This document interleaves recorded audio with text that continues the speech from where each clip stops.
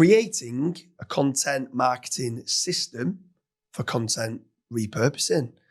There's no one better to talk to than Ani on this about repurposing lots of different videos, sharing it across multiple platforms. But let's get started. Why is it important to be doing content repurposing? Thanks for having me. The content repurposing structure is important to save time and also to keep your brand aligned to what it actually sells. So what I've noticed many times with brands and our previous teams is that we constantly want to think of new topics, but there's only a handful of topics that really relates to what you offer. So you offer SEO services, but you could also talk about Reddit. You could also talk about Quora. There's so many other topics that now branches out from SEO, but really your core offer is SEO. And if you just restate some of the key elements and unique selling points that your company has multiple times, I think that's a way better system. And it also keeps it very consistent throughout the campaigns. So I want to talk about a couple of different things with regards to content repurposing. A great one, which yourself and Mad showed me, was on the podcasting circuit. So you create a video, you put it on the podcasting circuit, you distribute that and amplify it out to so many different platforms. It's now being seen, that same video that was on YouTube initially now is on Amazon Music, it's on Spotify, it's on Apple Podcasts. How important do you feel is it to distribute, if you are doing video, across the podcasting circuit? I think it's a no-brainer. It takes maybe 5 clicks or 2 clicks to make this happen.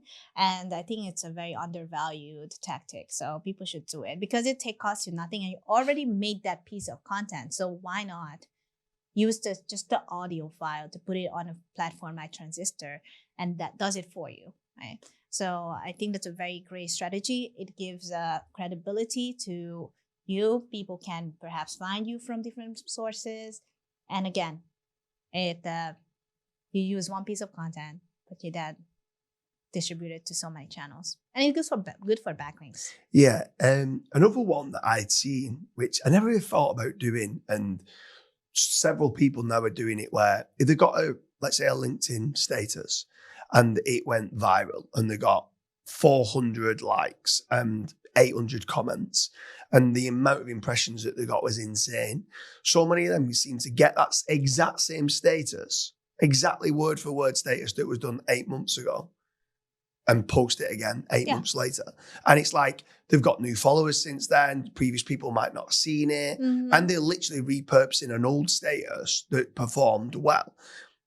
Have you found any success stories of doing that, where you're going, grabbing hold of an old one, just completely redoing it again, maybe a new tweet, maybe a new LinkedIn status? And how important is doing stuff like that? It's like finding a treasure and you just keep using that treasure. What I've done for Matt Singer's, actually, he had a series of podcasts. I took the time to listen to them and I wrote down very important quotes. And I repurposed them for social media, for LinkedIn and tweet. And they performed well. But I didn't use the whole podcast episode. I didn't just, copy and paste that podcast link onto Twitter or social media.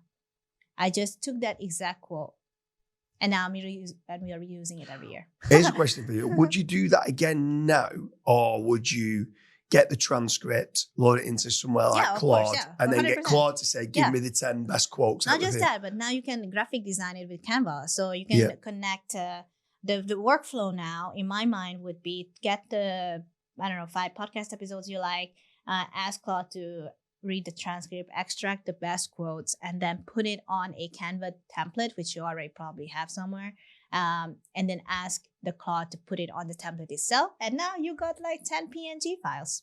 Yeah. And it's really nice because Claude does a great job at centralizing the text. So it looks a little polished as well. Like it looks polished as compared to giving it to an intern who never used Canva before.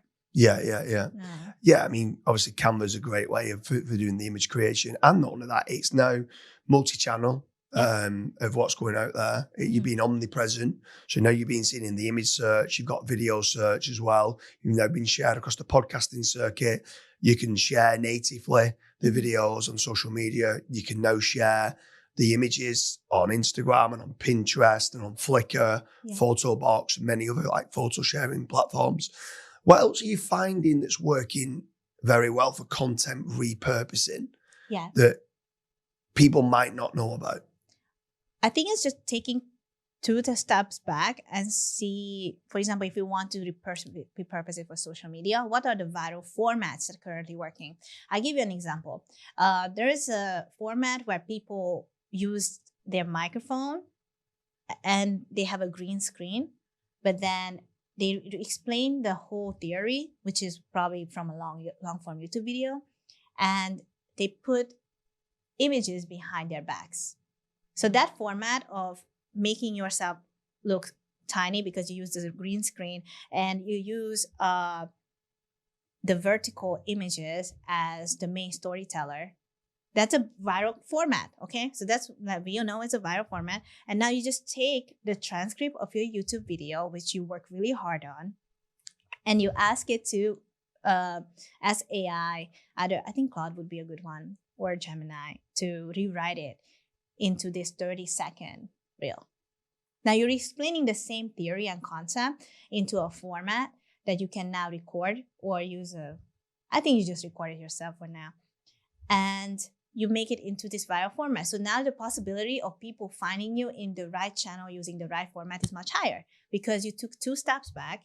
You took the time to understand viral formats and explain it. Another viral format is also working for years now is a B-roll and a text. So let's say today I'm going to record James walking towards the studio. That's a 5-second clip.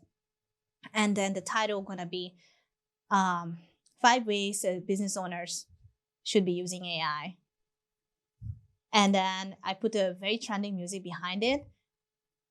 The next title on the video is like, read the caption. And now you just copy and paste the 5 tools you mentioned on this podcast today onto the caption. It's watchable. People will keep watching it because they're like, oh no, I'm the business owner who want to use these AI tools. What are these? And then they'll just keep reading your post. Your watch time is higher. People, you met them at the right topic because you've done the keyword research. And this editing took you no time. You probably already have a team, so they can just do this very easy editing. And it's still the same topic. So what I'm trying to say is that today, if you are investing your time and energy into long-form content, there are so many other ways to repurpose the same exact message using social media formats, because now people spend so much time on social media scrolling, and there's just so much attention there. You just need to grab it the right way. Exactly. Yeah. And it's been an absolute pleasure. I love content repurposing. And I tell you, there's one little other tip that I would recommend on doing. Using all Ani's tactics and techniques and then sharing it across all different social media platforms, making certain you're grabbing hold of those actual URLs of, let's say, the tweet and force indexing those. They're getting ranked like there's no tomorrow. Like a lot of the platforms are like Facebook groups, they're ranking like Reddit is. And it's also then LLM seeding. So now it's getting what you're actually putting, your videos, your images, the text on the tweet or on the Facebook post of what you've done on, let's say, a Facebook group, a LinkedIn status. They're all indexing within Google. Googlebot's coming, visiting it, indexing it. Gemini, the AI overviews are now picking this up and it's forming part of AI citations. Content repurposing is huge. This is why I wanted to get you on. Make sure you check out a lot of the links in the other episodes of what we've done. If anyone wants to reach out to yourself, Ani, what's the best place to get in hold and get in touch with you? Find me on LinkedIn. I'm Ani Hoang. Sounds good. Thank you very much. Thank you.